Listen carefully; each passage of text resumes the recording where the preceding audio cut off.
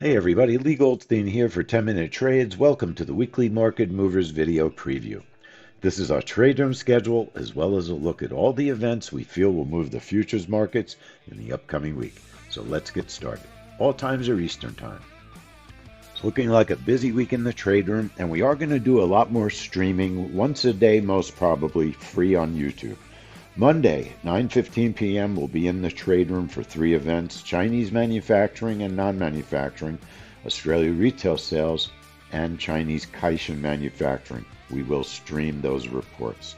Tuesday at 6:15 in the morning, we'll be in the room for 3M, Coke, and McDonald earnings. Then we'll come back at 8 a.m. for Canada's GDP, and we'll be back at 9:15 for Chicago PMI, a family money trade, and consumer confidence.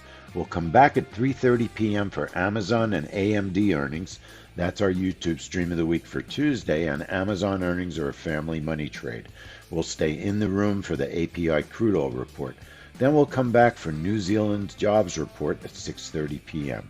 Wednesday, we start at 7:45 in the morning for the ADP report, our YouTube stream of the day, and then 9:15 for final manufacturing and the ISM manufacturing and JOLTS, and we'll stay in the room for the crude oil report. Then we'll be back at 1:30 p.m. for the FOMC statement. Thursday morning, we recommend you watch the Swiss CPI report. That would be tradable with the Swiss franc 6S. And then we'll start in the room Thursday at 8 o'clock for the unemployment and preliminary non-farm productivity report. We'll be back at 10 a.m. for natural gas storage. We'll finish out the day at 3:30 with our YouTube stream of the day, coin earnings, and Apple earnings. Apple earnings is a family money trade.